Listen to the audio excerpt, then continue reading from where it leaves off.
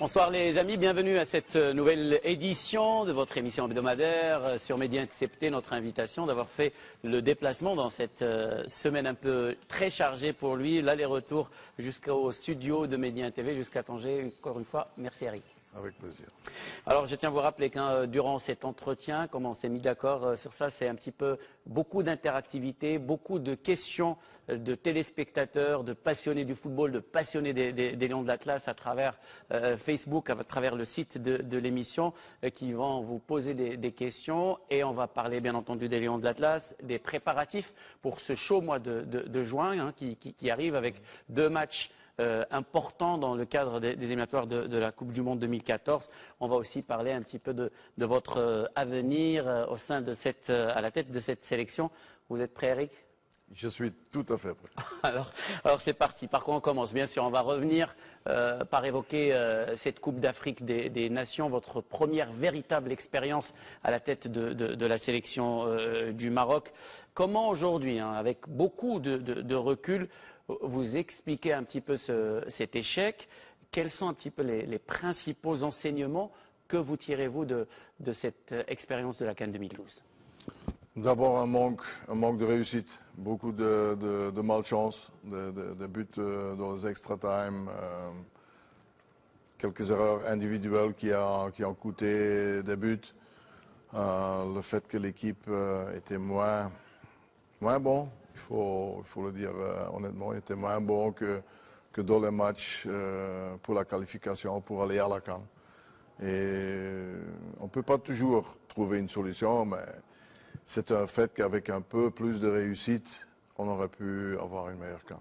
Est-ce que l'équipe était moins bonne parce que peut-être moins bien préparée aussi ou Je crois que, parce qu'on a revu encore une fois la préparation qu'on a fait, je crois qu'on peut difficilement mieux se préparer. On a parlé beaucoup qu'il fallait aller à Dubaï au lieu d'aller où on est allé. Moi, je trouve que les circonstances en Espagne étaient vraiment extraordinaires. Il faisait chaud, mais pas trop chaud. Donc, c'est certainement pas le fait qu'on n'a pas eu une bonne préparation qui est à la base ou qui serait à la base de la CAN par réussite. Alors, Eric Gareth, est-ce qu'il y a des décisions que vous avez prises, que vous avez ensuite regrettées dans la gestion de cet événement? Bien sûr, on peut dire qu'il y a eu quelques joueurs qui avaient peu de compétition. Mais maintenant, mettre tout le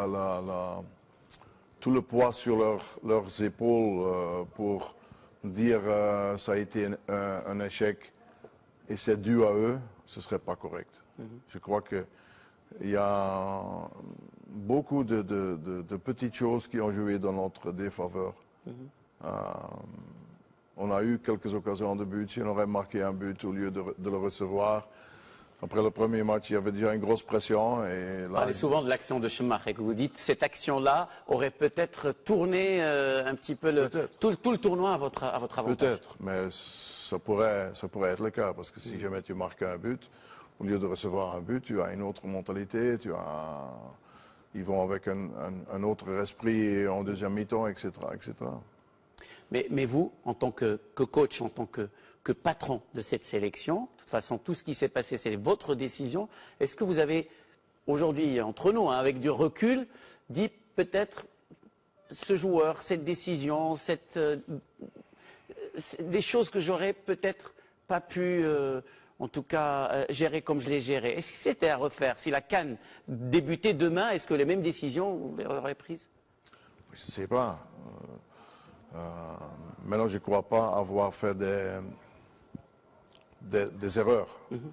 J'avais ma philosophie, j'avais mon point de vue.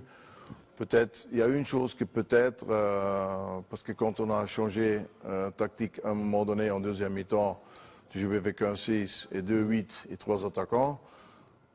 Justement, on l'a fait plusieurs fois auparavant dans des autres matchs et on avait contrôlé le match. On parle d'Irlande, on a joué un peu du même système. Et c'est un système où les joueurs, en principe, devaient avoir confiance parce que tu as 7 personnes derrière le ballon. C'est plus facile de construire de derrière si tu trouves toujours un homme qui est libre dans l'entrejeu.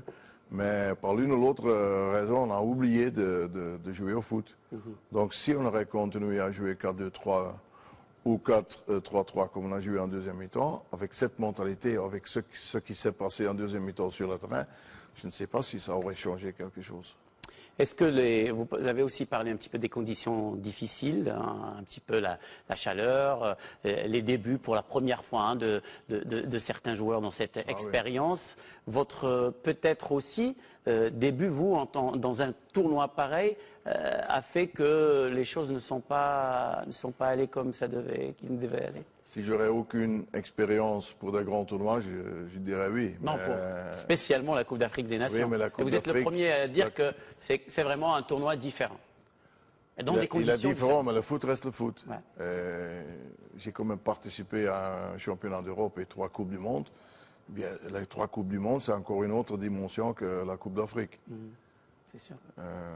Donc là, je crois avec l'expérience que j'ai, il n'y a pas de choses qui m'ont vraiment bouleversé, qui m'ont surpris totalement. Non, c'est physique, tout le monde sait, le football africain c'est physique, mais il ne faut pas exagérer non plus. Il y a des équipes comme la Côte d'Ivoire, que ça joue au foot. Ouais. Donc il y a pas mal d'équipes qui sont techniquement très très forts et qui ont joué des matchs à la technique et pas seulement au physique. Il y a beaucoup de questions hein, sur Facebook qui vous sont adressées, donc, et notamment au niveau du choix de certains joueurs. On s'est étonné, par exemple, on ne va pas revenir hein, joueur par joueur hein, sur cette expérience, parce qu'on va essayer d'avancer dans le débat et de parler du présent et du futur de cette sélection. Ouais. Par exemple, beaucoup de gens se sont étonnés de la présence de Kantari, beaucoup de gens se sont étonnés de l'absence, de la disparition complètement d'El Kawthari, alors que c'était un élément de base de cette sélection, le fait que certains joueurs étaient blessés ou revenaient de blessures, comme Nadir El Miagri, beaucoup de joueurs qui manquaient complètement de compétition. Est-ce que tous ces éléments-là, vous répondez quoi à tout ça? Eh bien, vous savez, déjà j'attaque jamais en public mes joueurs. C'est quelque chose que je ne ferai jamais. Et en faisant la sélection comme je l'ai fait, j'ai voulu continuer grosso modo avec le groupe qui s'est qualifié et qui a joué de très très grands matchs pendant la qualification. Maintenant, bien sûr que Kantari, si on parle de seulement un exemple, a déjà joué des meilleurs matchs que les matchs qu'il a joué à la CAN. Mais aussi Benassia, qui est un très très grand défenseur pour moi, a joué une CAN moyenne. Et pourtant, lui avait la compétition dans les jambes. Donc, c'est un peu trop facile de dire, oui, il manquait un peu de compétition. L'autre a été blessé, etc., etc. Non, je crois qu'un entraîneur fait son choix. Je me rends compte que dans un pays où le foot est la religion, il y a, je ne sais pas combien d'habitants il y a au Maroc, mais... En tout cas, il y a autant de sélectionneurs. Ce qui est logique aussi, parce que le peuple vit pour son équipe nationale. C'est logique.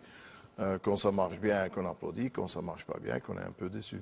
Justement, le jour où vous êtes arrivé, vous avez dit que l'une des choses qui vous ont en tout cas facilité votre décision, qui vous ont poussé à prendre cette sélection du Maroc, c'est l'amour qu'il y a dans ce pays pour le football et pour l'équipe nationale. Vous avez senti, vous avez touché cet amour, cette passion dans 2 scénarios différents. Au soir du match contre l'Algérie, le large succès 4-0, et puis après le retour et l'énorme déception après cette élimination dès le premier tour de la Coupe d'Afrique des Nations. Est-ce que le comportement du public, en tout cas en ce qui vous concerne et par rapport à vous, a changé, ne serait-ce que par exemple dans votre vie de tous les jours? Dans ma vie de tous les jours, heureusement pas. Pour rien. Parce que à Rabat où j'habite, ou Haroura où j'habite maintenant, on me laisse tranquille, on est sympathique, on me dit bon courage, ça doit aller mieux, évidemment, on met un peu de pression, mais avec un grand cœur quand même, pas mettre la pression pour te dire hey, tu ne gagnes pas maintenant, tu vas recevoir des gifles. Non, ça pas.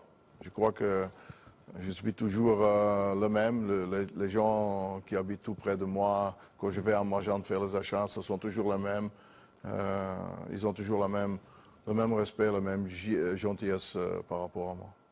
l'équipe du Maroc donc, qui a eu un tournoi très difficile. Est-ce que vous, par exemple, au soir du dernier match contre le Niger, est-ce que vous